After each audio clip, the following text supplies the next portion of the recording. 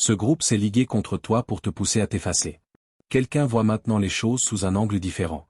Élu, tu n'as pas cliqué sur ce message par hasard. Tu n'as pas atterri ici par mégarde. Le ciel a programmé ce rendez-vous divin parce que ton esprit est en lutte avec une situation qui n'a aucun sens pour ton intelligence humaine. J'ai besoin que tu restes avec moi en ce moment car le Saint-Esprit est sur le point de démasquer un complot conçu pour briser ta confiance. Tu as porté un lourd fardeau de confusion. Cela ressemble à un bourdonnement dans tes oreilles ou à une sensation de serrement dans ton estomac. Chaque fois que tu penses à ce groupe de personnes spécifiques, tu as demandé à Dieu pourquoi tu t'es senti si mal accueilli dans un endroit auquel tu appartenais autrefois. Tu t'es demandé si tu avais fait quelque chose de mal ou si tu avais imaginé cette tension. Je suis ici en tant que guetteur pour te dire que ton discernement est aiguisé. Tu n'es pas fou. Tu n'es pas hypersensible. Ce que tu as vécu était un ligage spirituel stratégique. Ce groupe de personnes s'est réuni dans l'ombre avec un objectif précis.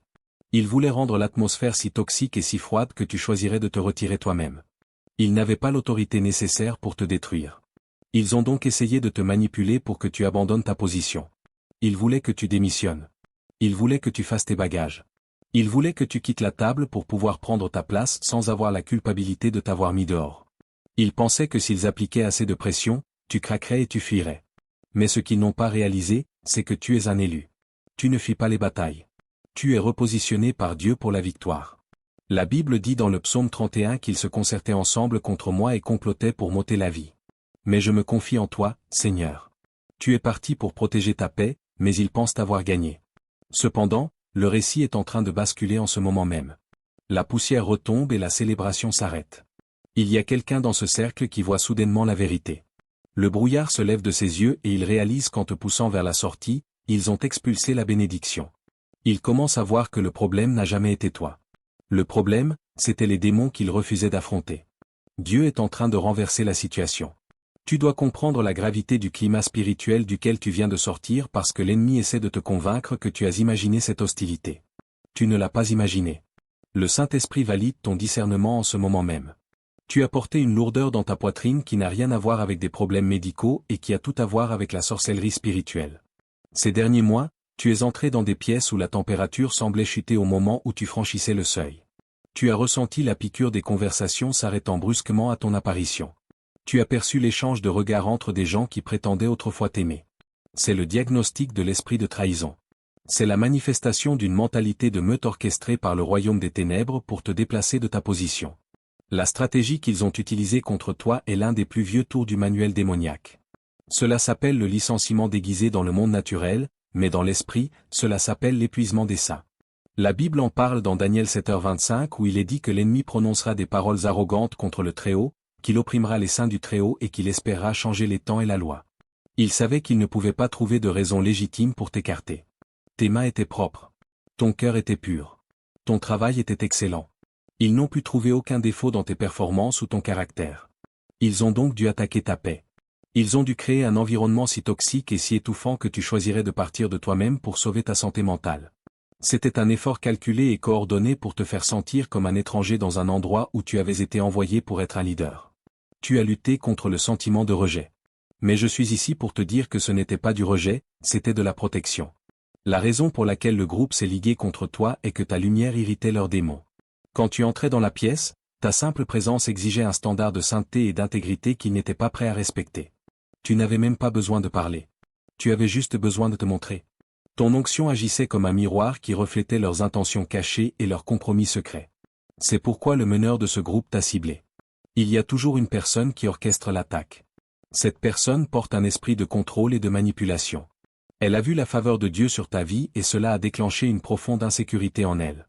Elle savait qu'elle ne pouvait pas rivaliser avec l'onction. Elle a donc décidé de détruire le vase. Elle a recruté d'autres personnes pour la rejoindre dans sa campagne contre toi. C'est ce qui fait le plus mal.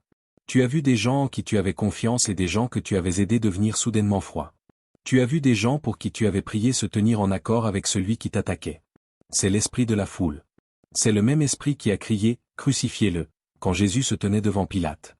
Ils ne savaient même pas pourquoi ils criaient. Ils étaient simplement pris dans l'influence démoniaque de la foule. Tu as demandé à Dieu pourquoi il a permis que cela arrive. Tu as demandé à Dieu pourquoi il n'a pas arrêté la calomnie et les mensonges. Le Seigneur dit qu'il a laissé la pression augmenter parce qu'il avait besoin que tu bouges. Si l'environnement était resté confortable, tu serais resté dans un endroit trop petit pour ta destinée. Il a permis que le nid de l'aigle devienne épineux pour que tu sois forcé de t'envoler. Le diagnostic est clair. Tu avais affaire à une alliance de type Sanballat et Tobija. Tu avais affaire à des gens qui se sentaient menacés par le mur que tu construisais pour le royaume de Dieu. Ils ont utilisé la moquerie, l'intimidation et l'isolement. Ils voulaient que tu te sentes petit. Ils voulaient que tu remettes en question ton identité. Ils voulaient que tu penses que c'était peut-être toi le problème. Mais laisse-moi faire taire ce mensonge de l'abîme dès maintenant. Tu n'as jamais été le problème. Tu étais la solution qu'ils étaient trop aveugles pour recevoir. La tension que tu as ressentie était le choc entre deux royaumes. C'était le choc entre le royaume de la lumière qui vit en toi et le royaume des ténèbres qui opérait à travers eux. Mais c'est ici que l'intrigue bascule. C'est ici que la justice de Dieu commence à intervenir dans ta situation. Alors qu'ils étaient occupés à se féliciter et à célébrer ton départ, quelque chose a changé dans l'atmosphère. Il y a quelqu'un dans ce groupe qui n'est pas comme les autres. Il y a quelqu'un qui a été emporté par le moment, mais maintenant que la poussière est retombée, il ressent une alerte dans son esprit. Il regarde la chaise vide où tu avais l'habitude de t'asseoir et il réalise que la paix est partie avec toi. Il réalise que la sagesse est partie avec toi. Il réalise que la faveur qui couvrait tout le groupe était en fait attachée à ta vie. Cet individu commence à voir le meneur pour ce qu'il est réellement. Quand tu étais là, tu étais le bouc émissaire. Toute l'énergie toxique était dirigée vers toi. Mais maintenant que tu es parti, cette énergie toxique n'a plus nulle part où aller. Alors, elle se retourne vers l'intérieur. Le groupe qui s'est ligué contre toi commence à se retourner les uns contre les autres. C'est la nature du mal. Il ne peut pas maintenir l'unité. Il ne peut s'unir que momentanément contre un ennemi commun. Mais une fois que la lumière est retirée, les ténèbres commencent à se consumer elles-mêmes. La personne qui voit les choses différemment est actuellement dans un état de profond regret. Elle repasse les conversations dans son esprit. Elle se souvient de la grâce dont tu as fait preuve quand il t'attaquait. Elle se souvient du silence que tu as gardé alors que tu aurais pu te défendre. Ton caractère est en train de lui prêcher un sermon que tes mots n'auraient jamais pu exprimer. Le Saint-Esprit la hante avec la vérité. Ils sont allongés dans leur lit le soir et ne peuvent pas dormir parce que Dieu traite avec eux sur la façon dont ils ont traité son oint. La Bible dit dans le psaume 105 verset 15, « Ne touchez pas à mes oints, et ne faites pas de mal à mes prophètes. » Ils pensaient qu'ils jouaient simplement à des jeux politiques de bureau ou à des jeux familiaux, mais ils touchaient à la prunelle des yeux de Dieu. Maintenant, ils font face aux conséquences d'avoir levé la main contre un élu. Cette personne commence à prendre ses distances avec le meneur. Elle commence à voir la manipulation. Elle commence à voir les mensonges. Le voile est déchiré de ses yeux. Tu n'as pas besoin de lever le petit doigt. Tu n'as pas besoin d'envoyer un message pour te défendre. Tu n'as pas besoin d'expliquer ta version de l'histoire. Dieu est ton défenseur. Il mène cette bataille derrière des portes closes. Les personnes même qui se sont rassemblées pour comploter ta chute sont maintenant assises dans une pièce qui semble vide et chaotique. Ils pensaient qu'en t'écartant, ils régleraient le problème. Mais ton départ n'a fait qu'exposer la pourriture qui était à la base. Tu étais le sel qui préservait la situation. Tu étais la lumière qui tenait les ombres à distance. Maintenant que tu t'es retiré par obéissance à Dieu, ils sont livrés à leurs propres ténèbres. Ce diagnostic n'est pas fait pour te rendre amer.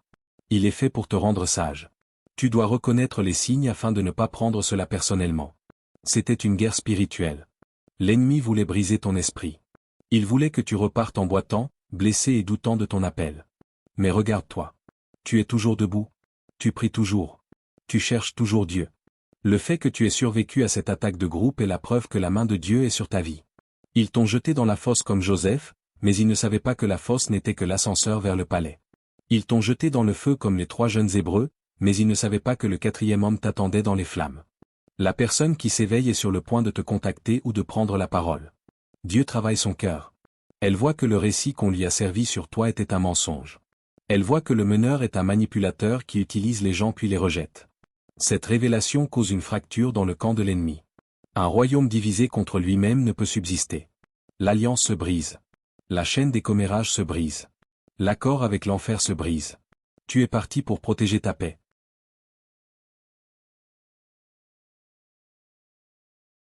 Tu es toujours béni. Cette mise à nu est douloureuse pour eux. Mais c'est une justification pour toi. Dieu a permis ce ligage pour te pousser hors d'une pièce qui était devenue trop petite pour toi. Il a permis l'inconfort pour te forcer à bouger parce que tu serais resté dans cet endroit stagnant par loyauté. Tu étais loyal envers des gens qui étaient loyaux envers ta perte. Dieu a donc dû briser le lien. Il a dû laisser l'ennemi trop avancer ses pions. Cela ressemble à une trahison, mais dans l'esprit, c'était un réalignement divin. Les gens qui se sont ligués contre toi étaient essentiellement l'équipe de construction démantelant le plafond pour que tu puisses voler plus haut. Ils pensaient t'enterrer, mais ils étaient en fait en train de te planter. La personne qui voit la vérité est actuellement dans une vallée de décision. Elle lutte contre la peur des hommes. Elle sait que si elle prend la parole et te défend maintenant, la meute se retournera contre elle. Elle est terrifiée à l'idée de devenir la prochaine cible. C'est pourquoi son silence a été assourdissant, mais Dieu fait pression sur elle. La vérité est comme un feu enfermé dans ses os. Elle ne peut plus la retenir longtemps.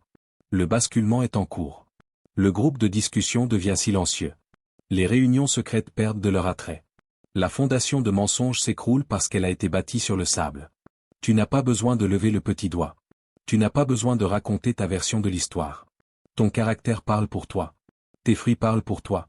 Alors qu'ils sont occupés à manger le pain de la douleur et à boire le vin de la violence, tu es assis à une table préparée pour toi en présence de tes ennemis.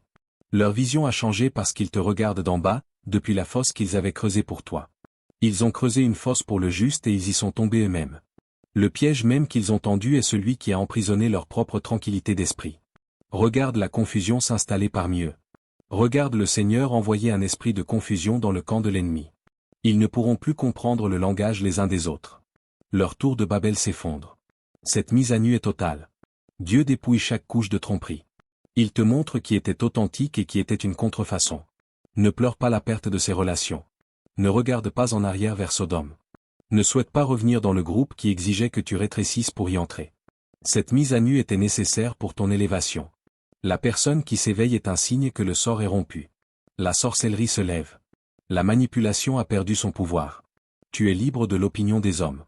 Et tu es libre du filet de l'oiseleur. La révélation est là et elle montre que tu avais raison depuis le début. Tu n'étais pas fou. Tu étais juste clairvoyant. Nous devons nous référer aux archives anciennes pour comprendre ce qui t'arrive en ce moment, car il n'y a rien de nouveau sous le soleil.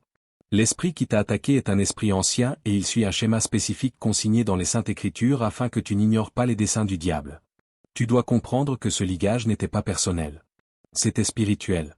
Cela n'a jamais concerné ta personnalité, tes manies ou tes erreurs. Cela concernait la lumière que tu portes et la menace que tu représentais pour un système de dysfonctionnement. Regarde la vie de Joseph dans le livre de la Genèse. C'est le modèle principal de ce que tu as enduré. L'Écriture dit que lorsque ses frères le virent de loin, avant même qu'il ne s'approche d'eux, ils complotèrent contre lui pour le faire mourir.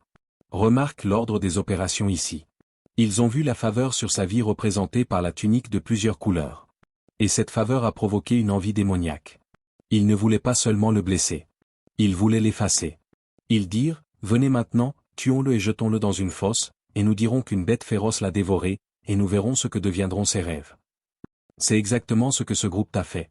Ils ont conspiré pour tuer ta réputation et tuer ton esprit. Ils voulaient te jeter dans une fosse de dépression et d'isolement pour que tu te retires de l'équation. Ils voulaient pouvoir dire que tu étais instable ou que tu étais le problème. Ils voulaient dire qu'une bête féroce t'avait dévoré, signifiant qu'ils voulaient rejeter la faute de ta destruction sur tes propres défauts de caractère plutôt que sur leurs abus. Mais saisis la révélation dans leurs propres mots. Ils dirent, nous verrons ce que deviendront ces rêves. L'attaque n'a jamais porté sur toi. Elle portait sur le rêve que Dieu avait placé en toi. Ils étaient intimidés par ton avenir. Ils étaient terrifiés par ton potentiel. Mais voici le verdict scripturaire qui annule leur conspiration. Ce qu'ils avaient prémédité pour le mal, Dieu l'a changé en bien. Tu pensais être rejeté, mais tu étais en fait repositionné. Si Joseph était resté avec ses frères, il serait resté un berger. Mais parce qu'ils l'ont poussé dehors, il est devenu premier ministre. Le groupe qui s'est ligué contre toi pour te pousser à partir a en fait été utilisé par Dieu pour te propulser vers ta destinée.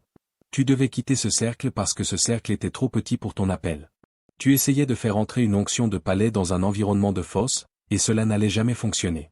Considère maintenant le changement qui s'opère là où quelqu'un voit les choses différemment. Cela reflète l'histoire de Daniel. Dans le livre de Daniel au chapitre 6, nous voyons un autre ligage.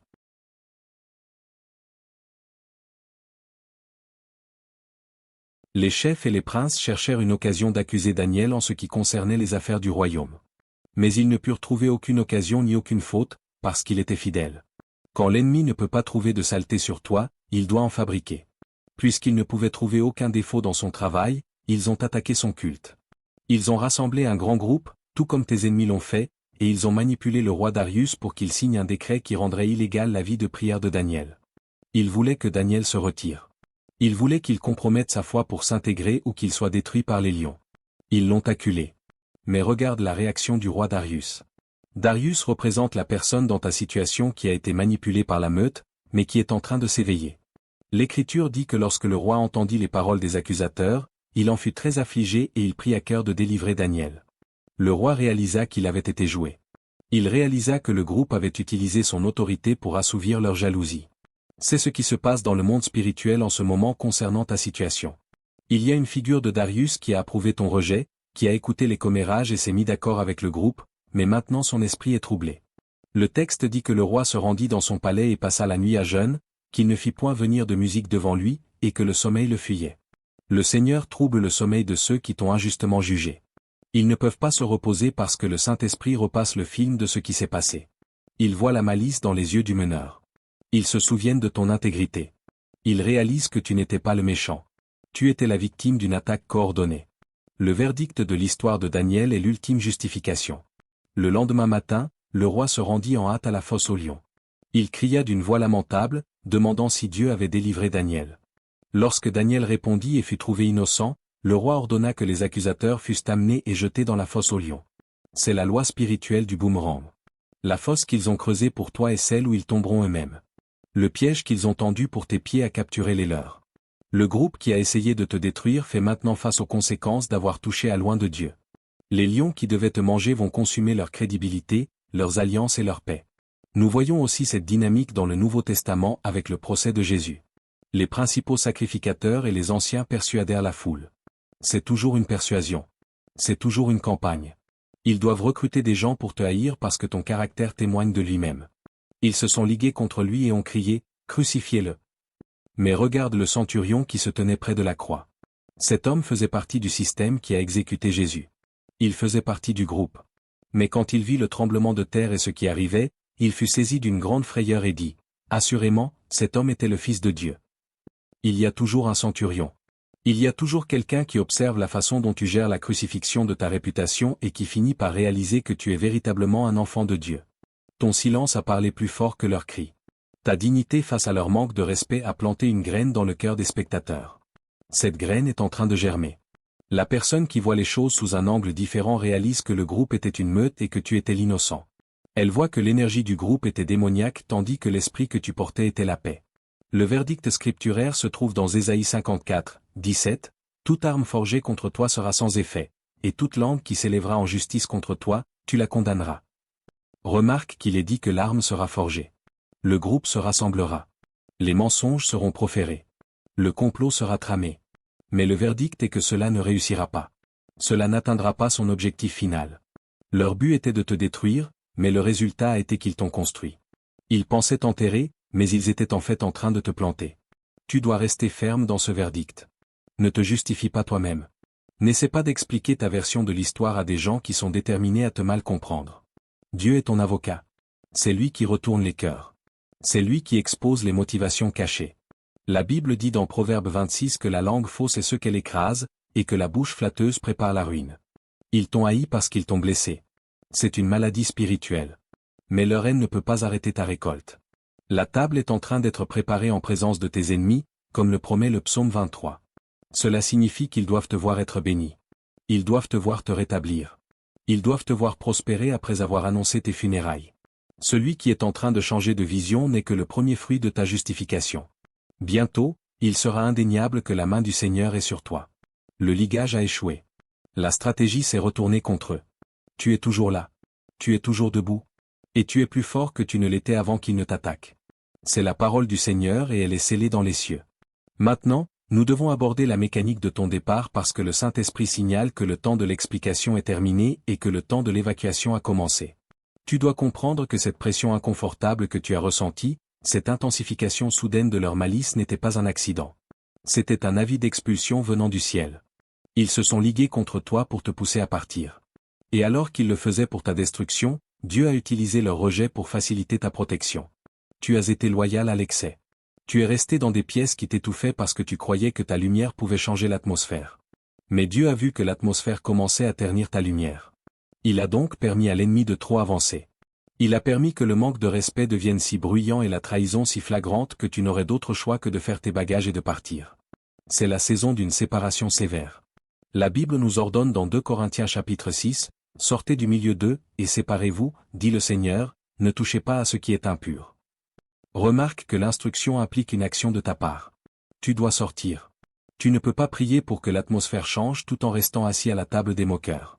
Tu ne peux pas prophétiser à des os secs qui sont déterminés à rester morts pendant qu'ils essaient de consommer ta chair. Tu dois bouger. La séparation n'est pas une punition pour toi. C'est la préservation de ta destinée. Tu pourrais ressentir l'envie de t'expliquer une dernière fois.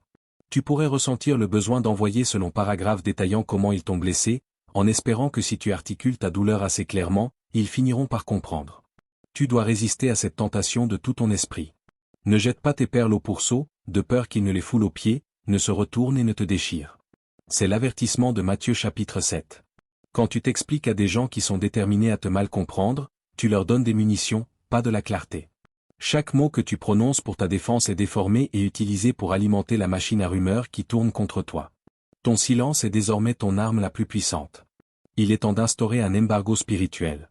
Un embargo est une interdiction officielle de commerce ou d'autres activités commerciales avec un pays particulier.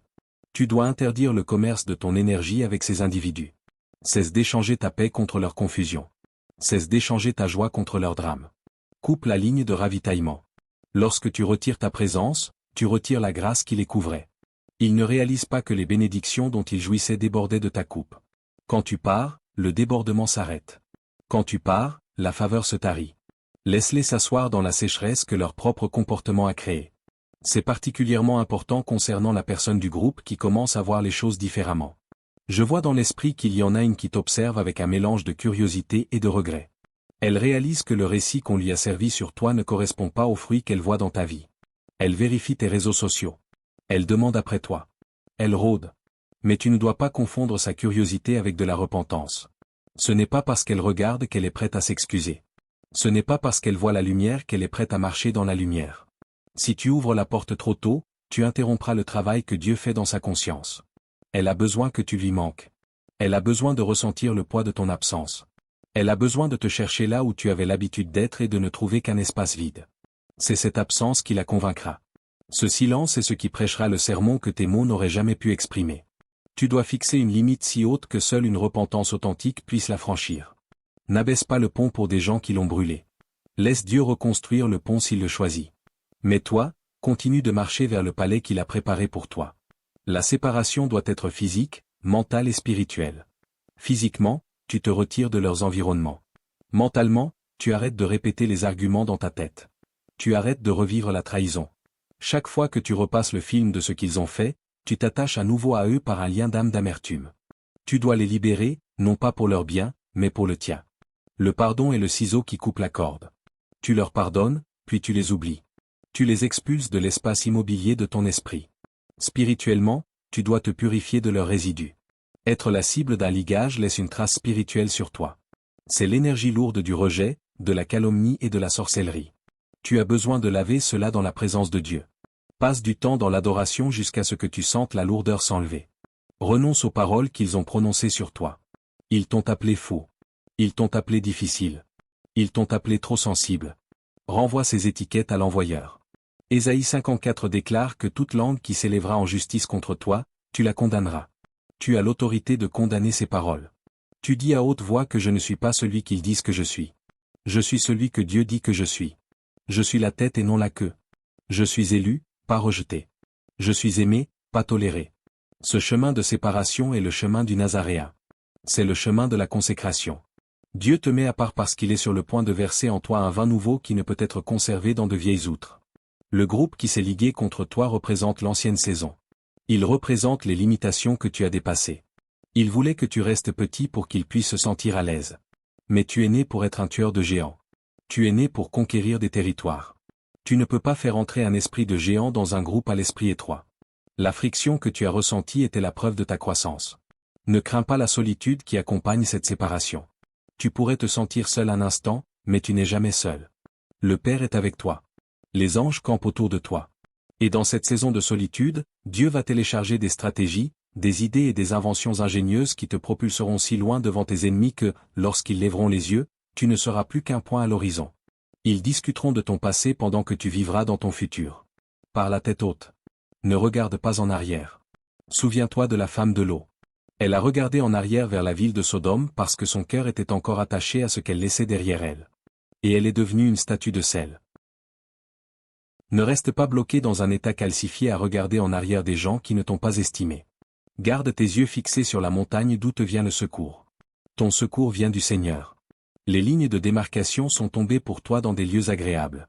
Fais-les respecter. Tu es le gardien de ton âme. C'est toi qui décides qui entre et qui reste dehors. L'accès qu'ils avaient autrefois est révoqué. Le laissez-passer VIP a été annulé. Ils sont maintenant dans l'admission générale destinée au reste du monde, t'observant de loin, étant témoin de la gloire de Dieu sur ta vie, mais incapable de la toucher, incapable de la souiller et incapable de l'arrêter. C'est ton exode. Continue de marcher. Maintenant, je place un sceau prophétique sur cette parole et sur ton esprit. Ce qui a été dit aujourd'hui n'est pas seulement une information. C'est une transaction spirituelle. Tu as reçu la révélation et maintenant nous devons la verrouiller afin que les oiseaux du ciel ne puissent pas emporter la semence. L'ennemi désire venir immédiatement après que la parole est semée pour la voler.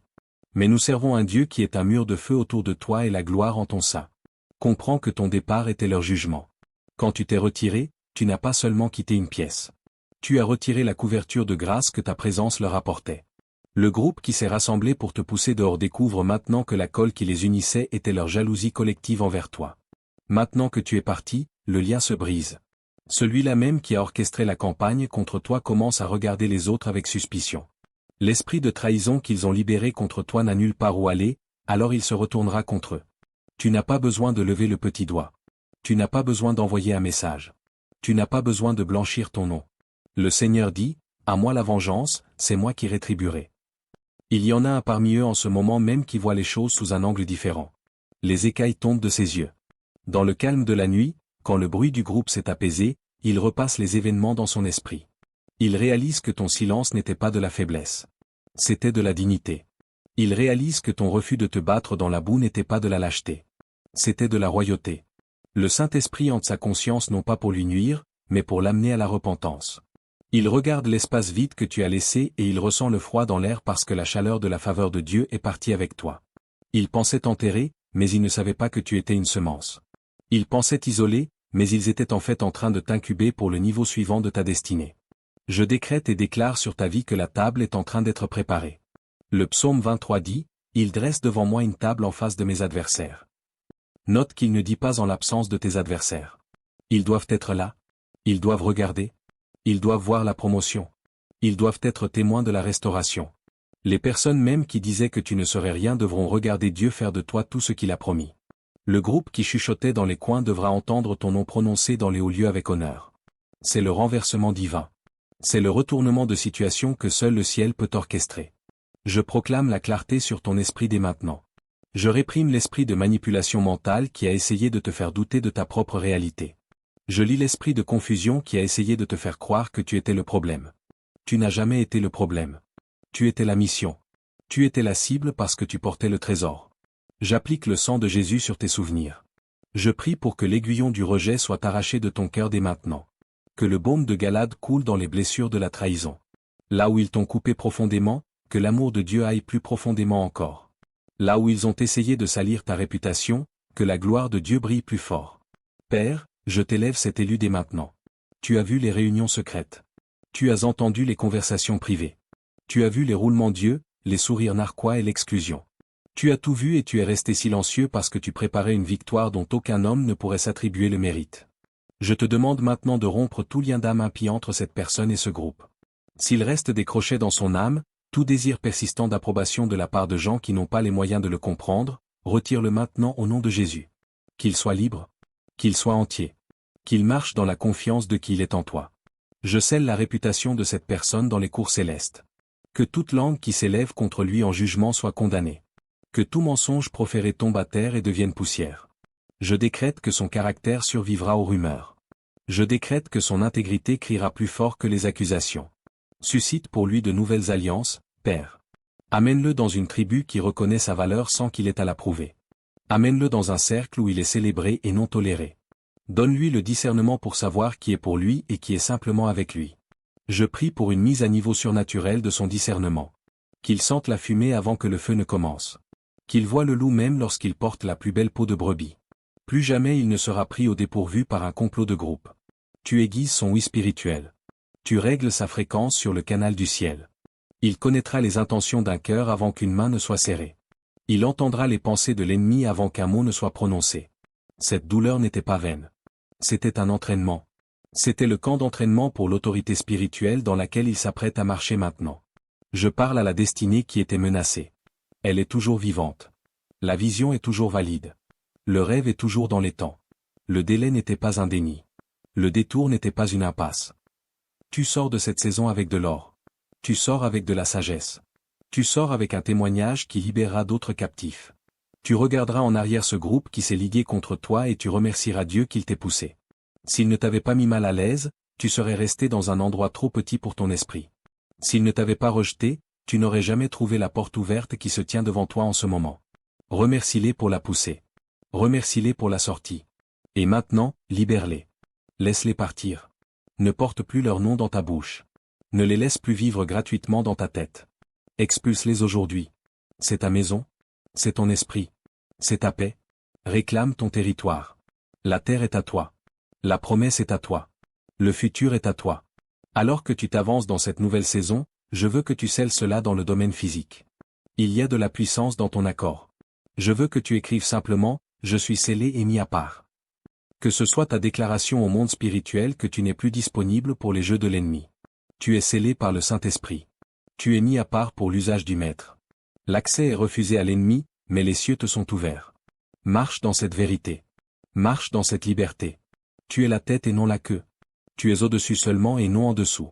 Tu es béni à ton entrée et béni à ta sortie. Que le Seigneur te bénisse et te garde. Que le Seigneur fasse briller sa face sur toi et t'accorde sa grâce. Que le Seigneur tourne son visage vers toi et te donne la paix. C'est fait. C'est établi. C'est scellé. Va en paix et laisse le Seigneur combattre tes batailles. Écris Amen dans les commentaires pour sceller cette parole prophétique et déclarer ton accord avec le plan de Dieu pour ta vie. En faisant cela, tu poses un acte de foi concret qui verrouille ta délivrance et confirme que tu acceptes ton élévation au-dessus de ce ligage. Ne laisse pas l'ennemi voler cette semence de victoire, approprie-toi ta justice divine dès cet instant. Aime et partage ce message pour briser les chaînes de l'isolement chez d'autres élus qui traversent la même épreuve. Ta fidélité à répandre cette vérité peut être la clé qui libère une autre âme de la confusion et de la sorcellerie spirituelle. Deviens un canal de bénédiction et regarde comment Dieu, en retour, combat tes batailles et multiplie sa faveur sur ton chemin.